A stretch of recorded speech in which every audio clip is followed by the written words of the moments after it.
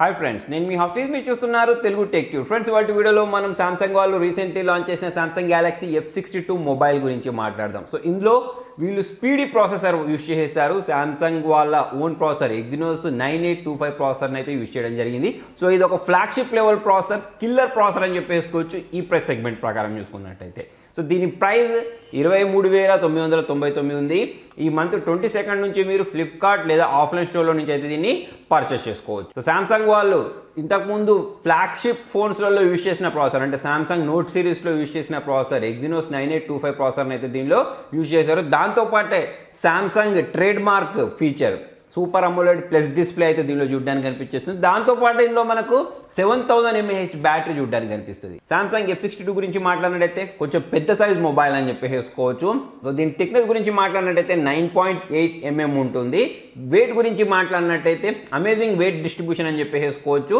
218 grams మాత్రమే ఉంటుంది. So దీనిలో 7000 mAh బ్యాటరీ వాడినా కూడా మీకు ఇది బల్కీగా అనిపించదు. సో ఫ్రెండ్స్, దీని ఫ్రేమ్ గురించి మాట్లాడినట్టయితే కర్వ్డ్గా ఉంది. దాంతోపాటే వీళ్ళు గ్లాస్టిక్ అంటే పాలికార్బోనేటే, కాకపోతే సామ్సంగ్ వాళ్ళు దీన్ని గ్లాస్టిక్ అంటూ ఉంటారు. సో అటువంటి మెటీరియల్ తోటి అయితే దీన్ని డిజైన్ చేసేసారు. దాని కారణంగా మనకు బల్కీగా అనిపించదు. దాంతోపాటు చేతిలో పట్టేసుకుంటే చాలా కంఫర్ట్గా అయితే ఉంది. సో ఫ్రెండ్స్, నా చేతిలో లేజర్ గ్రీన్ కలర్ ఉంది.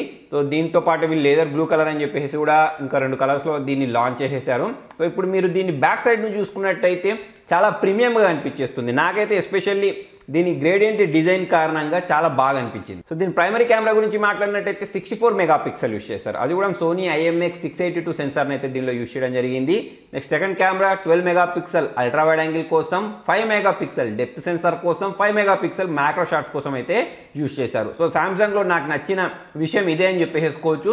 వేరే ఆల్టర్నేటివ్ బ్రాండ్స్ గురించి మాట్లాడినట్టయితే ఏదో నామమాత్రంగా పేరు కోసం 2 megapixel depth sensor, 2 megapixel macro సెన్సార్ని అయితే ఇస్తూ ఉంటారు. కాకపోతే వాటి వల్ల అంత యూజ్ ఉంటుందని చెప్పేసి నేను అనుకోవట్లేదు. సో దీని సెల్ఫీ కెమెరా గురించి మాట్లాడినట్టయితే 32 మెగాపిక్సెల్ సెల్ఫీ కెమెరా ప్రొవైడ్ చేశారు. సో ఈ కెమెరా అనేది మనకు వీళ్ళ ఫ్లాగ్షిప్ లెవెల్ ఫీచర్స్ ఉన్న mobile Samsung S20 FE, Samsung Galaxy A71లో కూడా చూసాం. సో ఈ 64 మెగాపిక్సెల్ ప్రైమరీ కెమెరా యూజ్ చేసి మనం అల్ట్రా హెచ్డి పిక్చర్స్ని అయితే క్యాప్చర్ చేసుకోవచ్చు. దాని కారణంగా చాలా డీటెయిల్స్ ఉండే ఫొటోస్ అయితే క్యాప్చర్ అవుతున్నాయి. ఇక్కడ మీరు కొన్ని షార్ట్స్ని అయితే గమనించవచ్చు. సో ఆ ఫొటోస్ని మనము క్రాప్ చేసినా కూడా దీనిలో ఉండే డీటెయిల్స్ అనేవి అయితే మిస్ అవ్వవు. సో ఇందులో వీళ్ళు 12 megapixel ultra wide angle camera ఇచ్చారు కదా, దాంతో మనం 120 డిగ్రీ ఏరియాని అయితే క్యాప్చర్ చేసుకోవచ్చు. వేరే డివైస్తో పోల్చుకున్నట్టయితే చాలా ఎక్కువ ఏరియాని అయితే ఇది క్యాప్చర్ చేస్తుంది. దాంతోపాటే మంచి క్వాలిటీ ఉండే ఫొటోస్ని అయితే ఇది క్యాప్చర్ చేస్తుంది. సో ఈ కెమెరా సెన్సార్ కారణంగా మనం లో లైట్లో కూడా మంచి ఫొటోస్ని అయితే క్యాప్చర్ చేసుకోవచ్చు. దాంతోపాటే 5 మెగాపిక్సెల్ డెప్త్ సెన్సార్ కూడా మనకు ఎడ్జ్ డిటెక్షన్ పరంగా చాలా బాగా ఫొటోస్ని అయితే క్యాప్చర్ చేస్తుంది. 5 మెగాపిక్సెల్ మ్యాక్రో షాట్ కోసం ఇంకొక సెన్సార్ ఇచ్చారు కదా, అది కూడా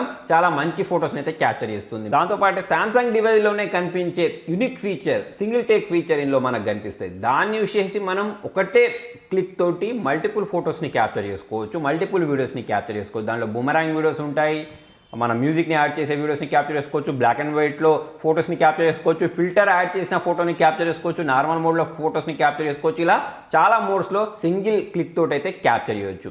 దాంతోపాటు సెల్ఫీ క్యామ్ గురించి మాట్లాడితే 32 మెగాపిక్సెల్ సెల్ఫీ కెమెరా ఇచ్చారు. దాంతో చాలా సూపర్ ఫొటోస్ని క్యాప్చర్ చేస్తుంది. న్యాచురల్ టోన్, స్కిన్ టోన్ ఉండే ఫొటోస్ని అయితే ఇది క్యాప్చర్ చేస్తుంది. ఎడ్జ్ డిటెక్షన్ సూపర్గా ఉంది. దాంతోపాటే ఈ మొబైల్ తోటి క్యాప్చర్ చేసిన ఫొటోస్లో డైనమిక్ రేంజ్ ఎక్సలెంట్ అని చెప్పేసుకోవచ్చు. అది మీరు ఫ్రంట్ అయినా కానివ్వండి, బ్యాక్ సైడ్ అయినా కానివ్వండి.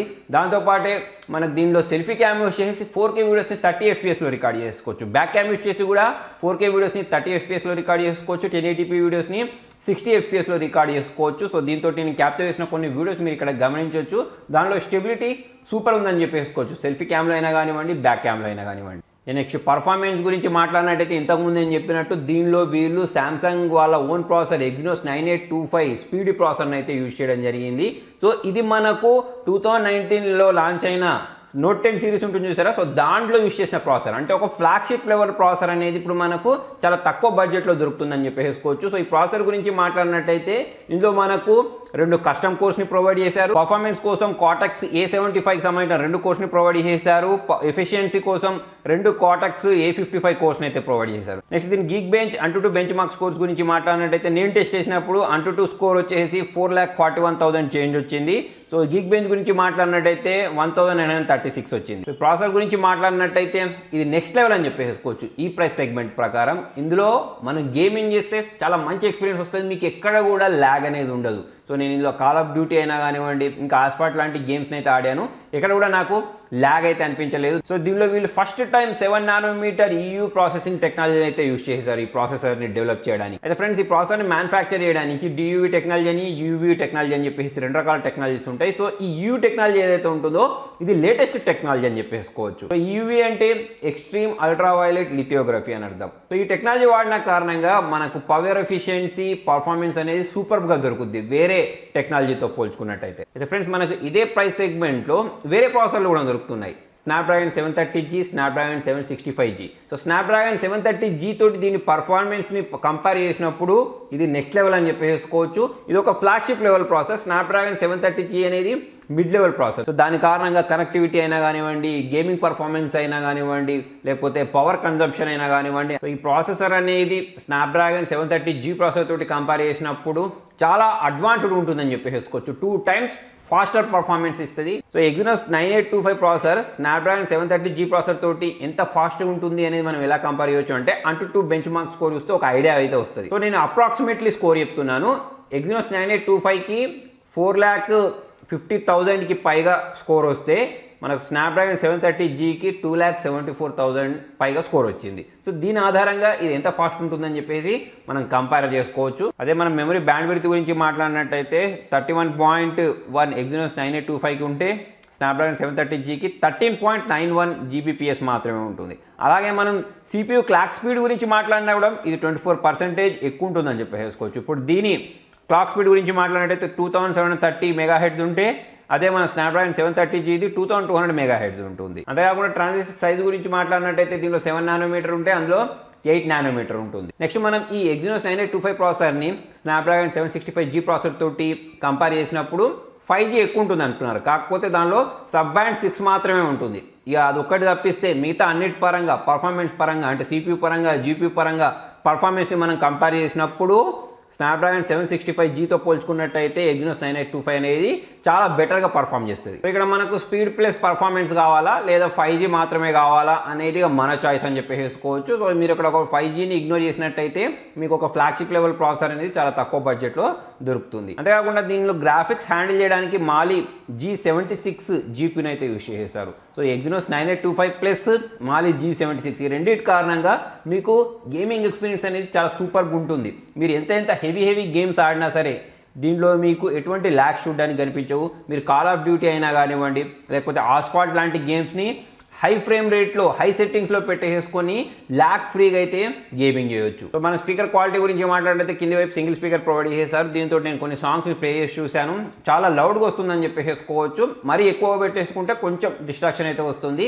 అదే మన ఇయర్ ఫోన్స్ పెట్టుకున్నప్పుడు మాత్రం మంచి ఎక్స్పీరియన్స్ వస్తుంది. దాంతోపాటే మనం కాల్స్ మాట్లాడినప్పుడు కూడా మనకు ఎటువంటి డిస్టర్బెన్స్ అయితే లేదు. దాంతోపాటే నాకు నచ్చిన ఇంకొక మంచి విషయం ఏంటి అంటే ఇది అవుట్ ఆఫ్ బాక్స్ Android 11 తోటి వస్తే అది కూడా One UI 3.1 అయితే దీనిలో యూస్ చేశారు. ఏదో అవుట్డేటెడ్ OS కాకుండా కొత్తగా లాంచ్ చేసిన OSని దీనిలో ఇచ్చారు కాబట్టి మనకు ఇంకొక 2 సంవత్సరాల వరకు అప్డేట్స్కి అయితే దోకా ఉండదు. సో దీని బ్యాటరీ బ్యాకప్ గురించి మాట్లాడినట్టయితే 7,000 mAh బ్యాటరీ ఇచ్చారు. సో చిన్న సైజు పవర్ బ్యాంక్ అని చెప్పేసుకోవచ్చు. దీని కారణంగా మీరు ఎన్ని గేమ్స్ చూసినా, ఎన్ని మూవీస్ చూసినా మీకైతే బ్యాటరీ బ్యాకప్ అట్లీస్ట్ 1.5 day వరకు అయితే వస్తుంది. నా మటుకు మాట్లాడినట్టయితే నేను దీనిలో మీడియం వాల్యూమ్లో కొన్ని యూట్యూబ్ వీడియోస్ చూశాను, మీడియం వాల్యూమ్లో గేమ్స్ ఆడాను. దాంతోపాటు డైలీ చిన్న టాస్క్లు ఏవైతే ఉంటాయో వాటిని చేశాను. దాని కారణంగా నాకు 37 hours వరకు అయితే బ్యాటరీ బ్యాకప్ వచ్చింది. దాంతోపాటు వీళ్ళు బాక్స్లో 25 watts ఫాస్ట్ ఛార్జర్ని ఇస్తారు కాబట్టి మీరు ఫాస్ట్గానే ఈ మొబైల్ని ఛార్జ్ కూడా చేసుకోవచ్చు. సో ఓవరాల్గా ఎవరికైతే 25,000 లోపు ఫ్లాగ్షిప్ లెవెల్ ఫీచర్స్ ఉన్న మంచి మొబైల్ కావాలి అంటే మనం ఈ ఎగ్జినోస్ 9825 స్పీడీ ప్రాసెసర్ తోటి ఉన్న ఈ మొబైల్ని అయితే పర్చేస్ చేయొచ్చు. సో ఫ్రెండ్స్, మరి మొత్తానికి ఇది వాటి వీడియోలో. మరి మీకు ఈ మొబైల్లో నచ్చిన అతిపెద్ద ప్లస్ పాయింట్ ఏంటి అనేది కింద కామెంట్లో రాయండి. ఈ వీడియో నచ్చితే లైక్ చేయండి, షేర్ చేయండి. ఇంట్రెస్టింగ్ అప్డేట్స్ కోసం చూస్తూనే ఉండండి తెలుగు టెక్ ట్యూబ్స్.